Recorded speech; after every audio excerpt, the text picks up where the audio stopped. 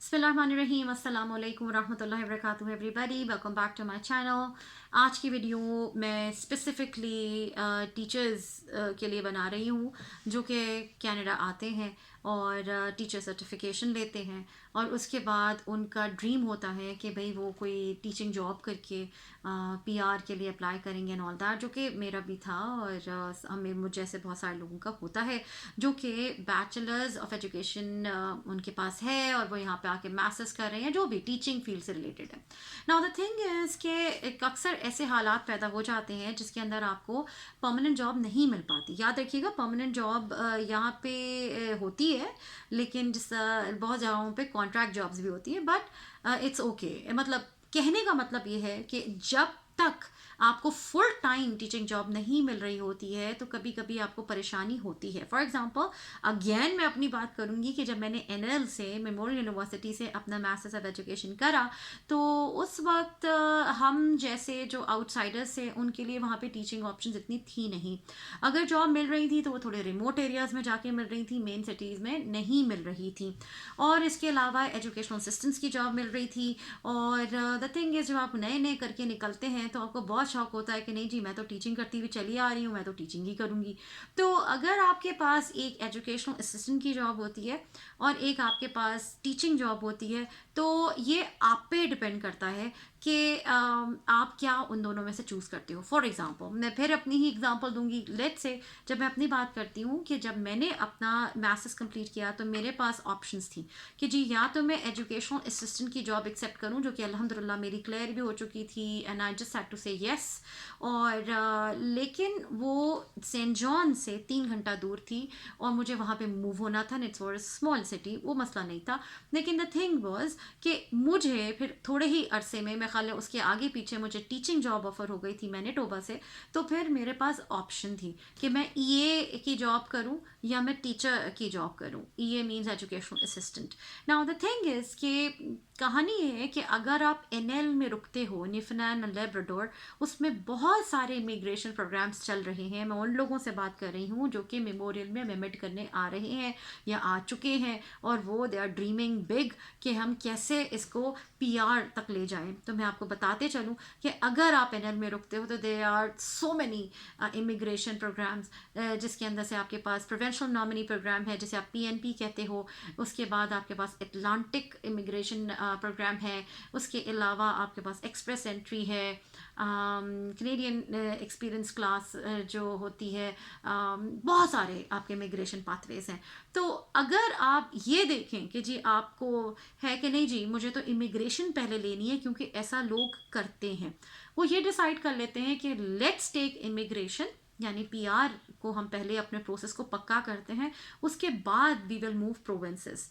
तो अगर मैं भी चाहती तो मैं ईए की जॉब लेके अपनी इमिग्रेशन को पक्का कर सकती थी। बिकॉज आपको जब आप वहाँ पे जॉब करते हैं तो आप इन इमिग्रेशन पाथवेज में अप्लाई कर सकते हैं। लेकिन मेरे पास क्योंकि टीचर जॉब आ चुकी थी तो मुझे था कि जी मैं कैनेडियन एक्सपीरियंस क्लास के पॉइंट्स को, यानी जो सीआरएस स्कोर है उसको मीट कर पाऊंगी आफ्टर 1 ईयर।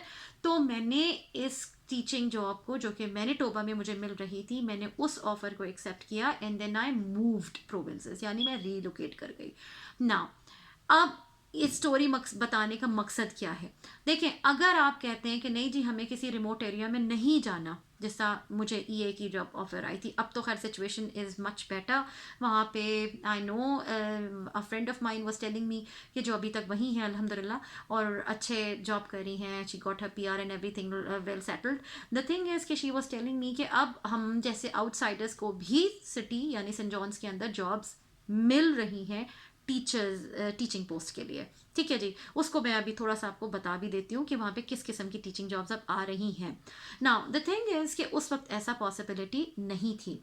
लेट्स सपोज आप ये नहीं करना चाहते, आप कोई रिमोट एरिया में भी नहीं जाना चाहते, आप प्रोविंस भी रिलोकेट नहीं करना चाहते।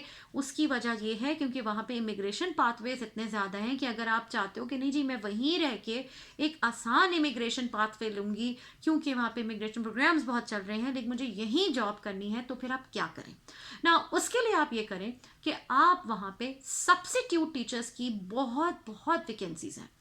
आए दिन रोज थोक के भाव सब्स्टिट्यूट टीचर की ज़रूरत होती है।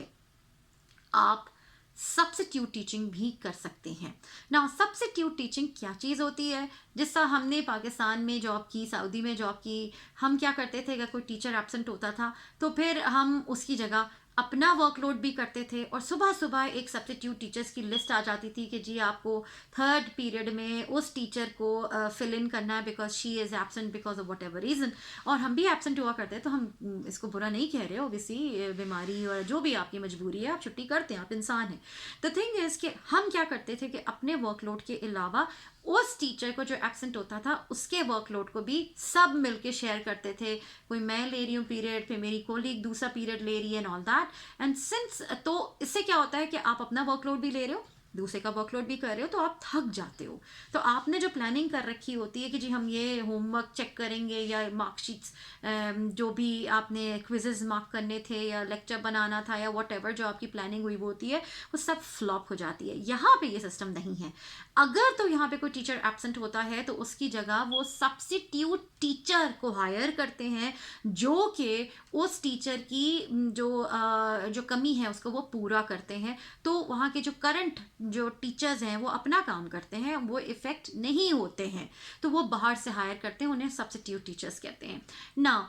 सब्स्टिट्यूट टीचर्स सुबह सुबह इनकी जो पोर्टल्स हैं, वेबसाइट्स हैं, उनकी जो एजुकेशन पोर्टल्स हैं, हर एक का जो बोर्ड ऑफ एजुकेशन अलग होता है, तो उसमें क्या होता है कि वो एक लिस्ट आ जाती है सुबह सुबह कि जी हमें ये टीचर्स हमारे एब्सेंट हैं, हमें ये जगह पूरी करनी है, ये क्लासेस के लिए जो भी ग्रेड लेवल है, जो भी कोर्स है, उसके लिए हमें सब्स्टिट्यूट टीचर चाहिए।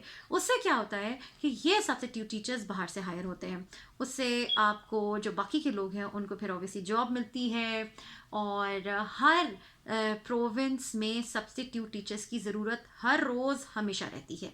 अभी हम स्पेसिफिकली सेंट जॉन्स की अगर बात करूँ तो सेंट जॉन्स में जो सब्स्टिट्यूट टीचर्स के जो रेट्स हैं वो भी बहुत ही अच्छे हैं।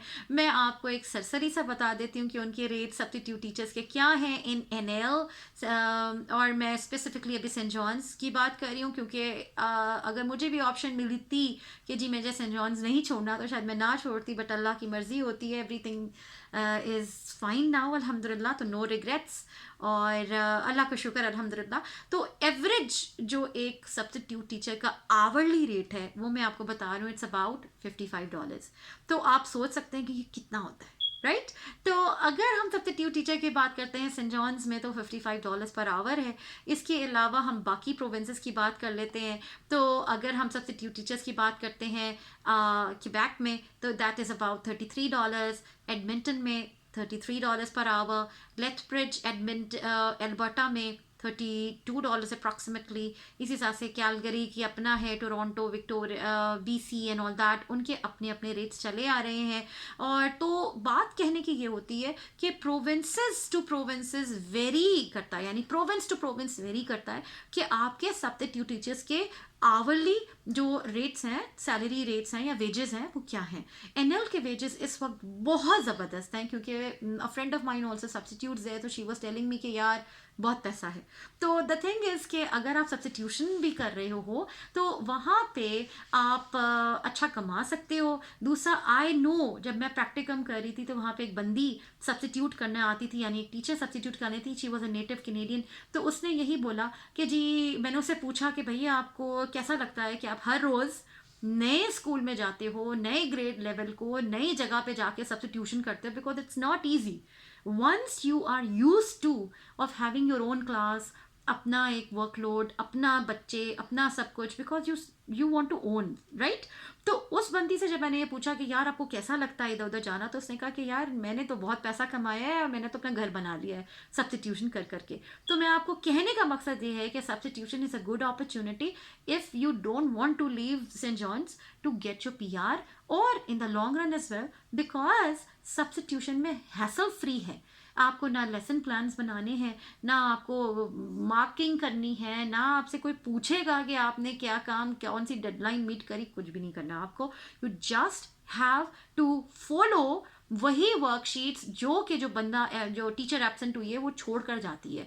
याद रखिएगा, यहाँ पे जब आप छुट्टी करते हैं, यहाँ पे आप एब्सेंट होते हैं, तो आप अपनी जगह वर्कशीट्स को छोड़कर जाते हो, जो सब्स्टिट्यूट टीचर आती है वो उसको आपके लेसन प्लान को फॉलो करती है। आप जो वर्कशीट्स प्लान करके जा चुके हो वो उसकी रिस्पॉन्सिबिलिटी है कि वो बच्चों से वो करवाए, डिसिप्लिन मेंटेन करे और जस्ट आपकी जगह को, उस कमी को पूरी करे, दैट्स इट। और उसका और कोई काम नहीं होता। मैंने आपको वेजेस भी बता दिए, मैंने आपको रिस्पॉन्सिबिलिटीज़ भी उसकी बता दी। लेकिन याद रखिएगा, सब्स्टिट्यूट टीचर्स क्योंकि एक फुल टाइम जॉब नहीं है तो आपको हेल्थ बेनिफिट्स नहीं मिलते, यानी इंश्योरेंस वगैरह आपको आपके बोर्ड ऑफ एजुकेशन से नहीं मिलेगी। इसके अलावा आपको रिटायरमेंट, याद रखिएगा यहाँ पे जो बोर्ड ऑफ एजुकेशन हैं, पब्लिक स्कूल टीचर्स हैं, उनको रिटायरमेंट के लिए भी एक उनका अलाउंस होता है जो जा रहा होता है, अपार्ट फ्रॉम जो कैनेडियन गवर्नमेंट आपको रिटायरमेंट के लिए अलाउंस देती है। तो ये दो चीज़ें आप को नहीं मिलती। एक रिटायरमेंट अलाउंस नहीं मिलता from the board of education because you not a full time employee of theirs. इसके अलावा आपको हेल्थ इंश्योरेंस नहीं मिलती। लेकिन आपके वेज बहुत अच्छा होता है, आपका महीना बहुत अच्छा चल जाता है। अगर आप सिर्फ सब्स्टिट्यूशन करते हो पूरा पूरा दिन, तो आपको क्या होता है फ़ायदा कि आपका बहुत आराम सुकून से, without any hassle, without any, जैसे आप बोलते हो एक वर्कलोड घर जैसा हम खोतों की तरह लेके जाते हैं। आपको पता ही है teaching is not an easy job, तो आप घर में भी काम करते रहते हो, तो आपको ऐसा कुछ घर नहीं लेके जाना चाहता। इसके अलावा इसका बेनिफिट ये होता है कि अगर आप किसी दिन नहीं, you are not in a mood, तो आप ना जाइए। अगर आप समझते हैं कि यार दूर है तो यू कैन रिफ्यूज़, ठीक है। अगर आपको लगता है नहीं मुझे घर के इर्द गिर्द जो एक रेडियस अपना फिक्स कर लें, मुझे इन्हीं स्कूल्स में करना है, तो आप उन्हीं स्कूल्स में कीजिए। तो you are your own boss. तो आप अपना डिसाइड कर सकते हैं आपको कहाँ काम करना है। आपको किसी, आप कहीं स्कूल गए, आपने सब्स्टिट्यूशन किया, आपको मज़ा नहीं आया due to whatever, environment हो गया, बच्चे हो गए, कुछ भी हो गया, डिस्टेंस हो गया, देयर सो मेनी रीजंस, तो आप उस जगह दोबारा सब्स्टिट्यूट नहीं करेंगे। लेकिन अगर आप एक फुल टाइम जॉब कर रहे हैं तो आपके पास कोई ऑप्शन नहीं है, बिकॉज आप उनके एक एम्प्लॉई हैं फुल टाइम, आपने कॉन्ट्रैक्ट साइन कर रखा है और आप कुछ, आपके पास ऑप्शन नहीं है। तो ये तो कुछ बेनिफिट्स मैंने बता दिए आपको। इसके ऑब्वियसली हर जगह के प्रोज एंड कॉन्स होते हैं। मैंने आपको इसके डिसएडवांटेजेस भी बता दिए कि आपको इंश्योरेंस और जो रिटायरमेंट का जो अलाउंस है जो आपका बोर्ड ऑफ एजुकेशन दे रहा है वो नहीं मिलेगा। हाँ, कैनेडियन गवर्नमेंट से तो सबको ही मिलता है ना। ये सारी चीज़ों के अलावा अब क्या on the basis of a job of a substitute teacher आप पीआर के लिए एलिजिबल हो सकते हैं या नहीं, ये है असल सवाल। तो ये इसके लिए मैं आ जाती हूँ, आपको लेके चलती हूँ मैं इनकी वेबसाइट के ऊपर। मैं मौजूद हूँ canada.ca की इमिग्रेशन वेबसाइट पे, और यहाँ पे मैं आपको बता दूँ कि जी मिनिमम रिक्वायरमेंट्स क्या होते हैं। अगर आप एलिजिबिलिटी चाहते हो कि जी आपको कैनेडियन एक्सपीरियंस क्लास में एलिजिबल होना है या आपने एक्सप्रेस पाथवे में एलिजिबल होना है, तो अभी जो कैनेडियन एक्सपीरियंस क्लास को तो मैं आपको ये बोलूँगी कि आजकल इनका क्या सिस्टम चल रहा है। आप एक्सप्रेस एंट्री में अप्लाई कर सकते हैं। आप कैसे अप्लाई कर सकते हैं ये मैं आपको बता दूँ। यहाँ पे ये कहानी है कि आपके पास मिनिमम रिक्वायरमेंट्स होनी चाहिए ऑब्वियसली आइल्स की। आइल्स में जितना अच्छा स्कोर होगा आपका उतना ही फायदा है आपका, तो टारगेट फॉर द मैक्स, ठीक है जी। इसके बाद आता है have at least 1 year of skilled work experience in Canada in the last 3 years before you apply. Now you can meet this condition in 3 ways। कौन कौन से हैं? सबसे पहले full time at one job, या तो आपके पास एक ही जॉब पे आप फुल टाइम कर रहे हो, और वो फुल टाइम का क्या मतलब होता है, 30 hours per week for 12 months, ये मतलब होता है इसका। 12 months में 30 hours पर वीक होता है, और ये कितने घंटे बनते हैं? These are 1560 hours। इसके अलावा अगर आपके पास फुल टाइम जॉब नहीं है तो equal amount in part time work, for example 15 hours per week for 24 months, तो आपके पास क्या बन जाता है? 1 year फुल टाइम बन जाता है। 1560 hours आपके कंप्लीट हो जाते हैं, यानी 1560 hours आपको कंप्लीट करने हैं। You can work as many part-time jobs as you need to meet this requirement. तो it's very straightforward कि आप जितने पार्ट टाइम जॉब्स आपने करने हैं आप करिए। आपके अगर 15 घंटे पर हफ्ते जो भी हो जाते हैं तो आप कर करके जितने भी अरसे में आप कर सकते हैं आप कर लीजिए।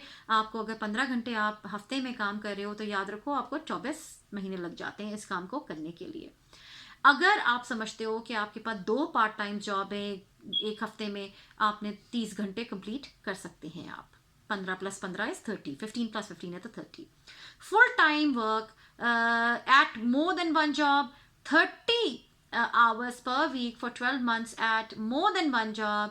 अगेन याद रखिएगा कि आपका 1560 आवर्स पूरे होने चाहिए हैं.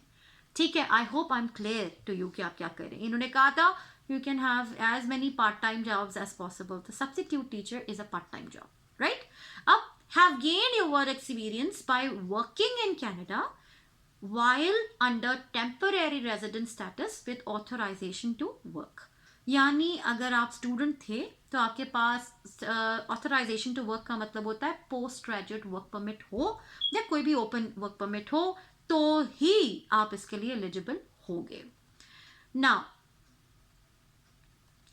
अगेन इन्होंने बोला कि for part time work your skilled work experience must be paid work including paid wages or earned commission. We do not count volunteer work or unpaid internships. ये याद रखिएगा, ये आपका volunteer work और unpaid internships नहीं आते इसमें, include नहीं होते. फॉर एग्जाम्पल मैंने टीचिंग जब कर रही थी, मैं अपना एजुकेशन कर रही थी, एमएड कर रही थी, तो मैंने 10 हफ्ता अनपेड इंटर्नशिप करी. याद रखिएगा वो अनपेड इंटर्नशिप्स होती हैं जस्ट लाइक पाकिस्तान, राइट? तो वो काउंट नहीं होगा. For part-time work, you can work more or less than 15 hours per week as long as it adds up to 1,560 hours. You can work more than one part-time job to get the hours you need to apply. तो I hope this is very clear to you कि आप 15 घंटे से ऊपर करें, नीचे करें, जैसे ही आपके 1,560 hours complete होंगे, you are eligible for 1 year Canadian experience. We do not count any hours you work above 30 hours per week. यानी आप समझेंगे कि मैं तो 50 घंटा एक हफ्ते में, यानी अराउंड मोर देन 30 आवर्स में काम करूंगा एक हफ्ते में, और मैं जल्द से जल्द अपने 1560 आवर्स कंप्लीट कर लूंगा, तो ये पॉसिबिलिटी नहीं है. वो 30 आवर्स से ज़्यादा काउंट नहीं करते. Now, you're not eligible for the Canadian Experience class if you are a refugee claimant in Canada, you're working without authorization, your work experience was gained without temporary resident status in Canada. तो ये वाली इनमें नहीं होने चाहिए. आप refugee नहीं होने चाहिए, आपके पास वर्क ऑथराइजेशन होना चाहिए, अदर नहीं है तो गए आप, ठीक है. और इसके अलावा आपका टेम्पररी रेजिडेंट स्टेटस होना चाहिए, अदरवाइज आपको ये के लिए आप एलिजिबल नहीं होंगे. इसके अलावा ऑब्वियसली आपके पास इंग्लिश लैंग्वेज रिक्वायरमेंट्स हैं. ये मैं सब चीज़ें आपको लिंक जो है वो नीचे डिस्क्रिप्शन बॉक्स में डालने वाली हूँ. इसके अलावा एजुकेशन, अगेन आपके पास एजुकेशन बाहर से भी अगर आपके पास है तो आप उसका आपको ECA करवाना होगा, एजुकेशनल क्रेडिटेशन असेसमेंट करवाना होगा. कैनेडियन है तो आपको उसकी कराने की ज़रूरत नहीं है, आप डायरेक्टली इंस्टीट्यूशन से अपने ट्रांसक्रिप्ट्स वगैरह मंगवा सकते हैं. ऑब्वियसली उनका एक पोर्टल है एक्सप्रेस एंट्री का, जहाँ पे आपको ये सारे डॉक्यूमेंट्स को अपलोड करना होता है. लैंग्वेज एबिलिटी ऑब्वियसली मैं आपको पहले भी बता चुकी हूँ कि ज़्यादा से ज़्यादा रखिए, क्योंकि आइल्स का बहुत ज़्यादा स्कोर होता है इस वक्त. क्योंकि CRS स्कोर टॉपिक नहीं है, इसलिए मैं ये नहीं बताऊंगी कि क्या स्कोर बनेगा आपका, ठीक है ना. तो ये पर्सन टू पर्सन वेरी करेगा. नाउ क्यूबेक, इसमें आप इसको मत काउंट कीजिएगा, क्योंकि उनका अपना ही क्यूबेक सिलेक्टेड स्किल्ड वर्कर्स, उनका कुछ अपना ही चल रहा है, ठीक है नहीं. तो क्यूबेक इसमें नहीं आता. नाउ ये सारी चीज़ें मैंने आपको बता दी कि जी अगर आप एज अ सब्स्टिट्यूट टीचर भी यहाँ पे जॉब कर लेते हो और अपने आवर्स इकट्ठे करते रहते हो तो आप इसके लिए एलिजिबल हो सकते हैं. याद रखिएगा कनाडा में पॉलिसीज चेंज होती रहती हैं, तो आप जब ये करने जा रहे हो तो ज़रूर जो इमिग्रेशन कंसल्टेंट्स होते हैं, याद रखिएगा स्टूडेंट्स के लिए ये कंसल्टेंसीज फ्री ऑफ कॉस्ट होती हैं. मन में memorial university of Newfoundland and Labrador में इंटरनेशनलाइजेशन ऑफिस मौजूद है, जहाँ पे कंसल्टेंसीज फ्री ऑफ कॉस्ट होती हैं. तो you don't have to worry a bit. याद रखिएगा कि कनाडा में ये पॉलिसीज चेंज होती रहती हैं, तो जो चीज़ मैं अभी कह रही हूँ हो सकता है बाद में वो चेंज हो जाए, ठीक है ना. तो या मेक श्योर कि आप हर चीज़ करने से पहले, अपने प्लान बनाने से पहले उस चीज़ को कंफर्म कर लीजिए कि क्या वो एलिजिबिलिटी अभी भी है, क्या वो पॉलिसी अभी भी एग्जिस्ट करती है या नहीं। फॉर एग्जांपल, जब यहाँ पे पेंडेमिक आया तो इंटरनेशनल स्टूडेंट्स को इन्होंने अलाउ कर दिया मोर देन 20 आवर्स काम करने के लिए, लेकिन वो जो इन्होंने एग्जाम्पशन दी थी मोर देन 20 आवर्स काम करने के लिए, जो कि आपको पता ही होगा international students are only allowed to work part time per week, जो 20 आवर्स कहलाता है। अगर जैसे ही पेंडेमिक की ख़त्म हुआ है तो थोड़ा अरसा और भी इन्होंने अलाउ कर रखा था, उसके बाद कंडीशन ख़त्म हो गई। Now the international students can not work more than 20 hours a week. तो याद रखिएगा, कुछ चीज़ें अभी हैं, बाद में क्या होता है let's hope for the best. लेकिन मैंने कहा ये मैं आपको ऑप्शन ज़रूर बता दूं कि जो लोग सिटीज़ को मूव नहीं करना चाहते, जो लोग सेंट जॉन्स में ही रहना चाहते हैं और पीआर को फोकर लेने के बाद सिटी मूव या प्रोविंस मूव होना चाहते हैं, तो उनके लिए ये एक ऑप्शन मौजूद है। अच्छा, अब सवाल ये होता है कि मैंने क्यों नहीं किया। मैंने इसलिए नहीं किया क्योंकि मेरे पास एक ऑप्शन फुल टाइम की मौजूद थी। दूसरा, अगर मैं चाहती भी कि जी मैं वहीं में रहना चाहती हूँ, जो कि मैं चाहती थी, लेकिन मेरे बच्चे छोटे थे। और ये मैं बता दूं कि वहाँ पे जो चाइल्ड केयर फैसिलिटीज़ हैं वो बहुत महंगी हैं पूरे कनाडा में। तो उस वक्त मेरे पास ये प्रोविज़न मौजूद नहीं था कि मैं ये कर सकती, इसलिए मुझे प्रोविंस को मूव करना पड़ा क्योंकि यहाँ की फैसिलिटीज़ कुछ और ही थी। ठीक है जी, तो I hope I have answered your questions. अगर फिर भी आपको लगता है कि इसके बारे में आपके पास कोई क्वेश्चन है तो डू लेट मी नो। इसके अलावा ऑब्वियसली हर जगह टीचिंग जॉब्स तो भरी पड़ी हैं और सुनने में यही आ रहा है कि वो हम जैसे आउटसाइडर्स को भी हायर कर रहे हैं। Let's hope for the best. आपके लिए बहुत सारी दुआएं हैं। परमानेंट जॉब मिल जाए आपको तो क्या ही बात है, यानी फुल टाइम जॉब मिल जाए। अगर नहीं मिलती तो this is one of the options. और ईए की जॉब्स अगर आपने एमएड कर रखा है तो आपको वो भी मिल सकती हैं। और अगर आपने ईए की जॉब कर ली तो भी फुल टाइम जॉब है, उस पर भी आपको इमिग्रेशन मिल सकती है। तो I hope this video was helpful. इंशाल्लाह नेक्स्ट वीडियो में मिलेंगे किसी और अच्छे टॉपिक के साथ। Don't forget to like, share and subscribe to my channel and press the notification जो बटन होता है, जो बेल होता है, जो just do press that bell icon, so जब भी मेरी कोई न्यू वीडियो आए तो आपको नोटिफिकेशन रिसीव हो जाए। दुआ में याद रखिएगा। अस्सलाम वालेकुम व रहमतुल्लाहि व बरकातुहू।